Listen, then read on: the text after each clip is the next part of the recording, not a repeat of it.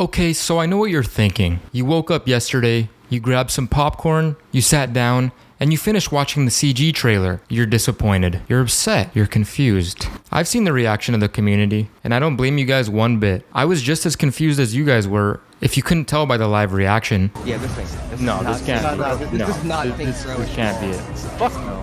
But today I bring you guys good news. In fact, it kind of helped me change my perspective on the game as a whole. So earlier today, I was given the opportunity to sit down with Deep Silver and some Volition employees and Jim Boone, as there was an exclusive event that took place for all Deep Silver Creative Collective members that were invited. Unfortunately, the gameplay I was shown cannot be shown on screen today, but I can certainly talk about what I saw. To put it brief, it blew my mind, and I truly do mean that. The world, the livelihood of Santo Eliso, the cars, the gunplay, it all looks so good. Starting with the extremely varied map, I was able to see footage of lounges, reserves, trains, a golf course, unique pedestrians, and an amusement park. A couple of the districts mentioned out of the 9 were Rancho Providencia, which is a gritty, more industrial ghetto feel that represents the Panteros home turf. Next, we have the El Dorado district, in which you can see a glimpse of in the CG trailer, and it's a district of grime mixed with glitz, with lots of colorful and illuminated displays being most prevalent at night. Next, we have Monte Vista, and it offers pools, big mansions, and parties, home to gated communities of the rich and powerful, most likely where the idols are going to be most prevalent, although that's just a guess. The financial district looked awesome. It was the downtown that featured a lot more skyscrapers than I was originally expecting. You can also jump and wingsuit off tall skyscrapers, most likely where Marshall's presence is going to be the most prevalent. Next is the Rodeo district, which houses exclusive restaurants, houses,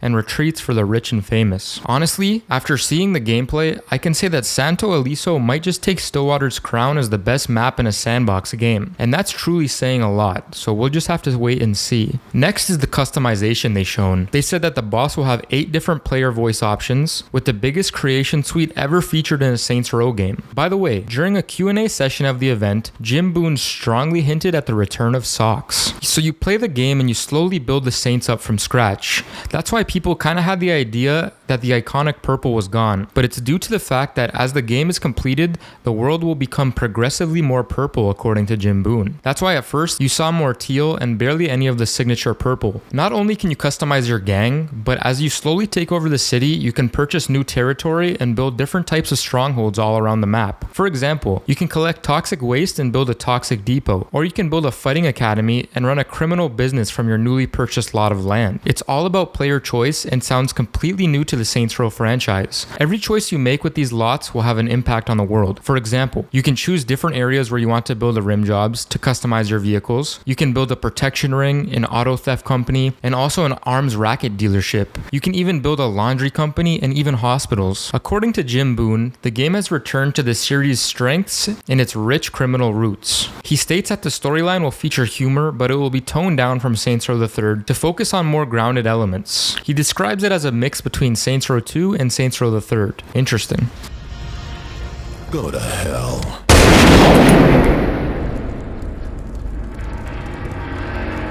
Sorry, didn't catch that. Okay, wow. All the info I learned today was insane. I can't wait for you guys to see what I saw. However, this doesn't waive off all of my concerns. A couple of strong concerns I still have are the fact that the characters are by far the weakest part of the game, which isn't a good thing considering good characters make the game memorable or not. According to Jim Boone, the story will have a more serious, grounded approach, but I just can't see that with these teenagers. I guess that's the best way to describe them. Well, regardless, maybe throughout the storyline, you go through some tough shit that makes you a bit more invested, and maybe their characters as a whole will develop. I mean, at the end of the day, the game is all about starting from scratch and growing into something huge, so I wouldn't bet against the characters possibly developing. Not to mention, maybe we'll see some new ones we haven't seen that will become fan favorites. Carlos's brother? Chicken Ned? Who knows? Only time will tell. Another concern is that I was able to ask Jim Boone if layered clothing was returning, in which he responded with that he can't answer that question at the time. It's only a small concern because he strongly hinted at socks returning, so I'm assuming they finally brought back layers. Think of all the times that they have already said that this is the most in-depth character creator Saints Row has ever seen. They have to bring back layers, right? But yeah, That's pretty much it. Sorry I couldn't show gameplay in the background, but according to Volition themselves, they will be revealing what I saw to the public tomorrow, Friday, August 27th. So be on the lookout for that. Hopefully after the gameplay, you can see that this game has a shitload of potential and that the CG trailer truly didn't represent what this game is as a whole. Join my Discord server. I'll be answering more questions on what I saw in the exclusive gameplay today until tomorrow's upload by Volition. Until next time, this has been your favorite Papa RPG saying peace out. Bitch.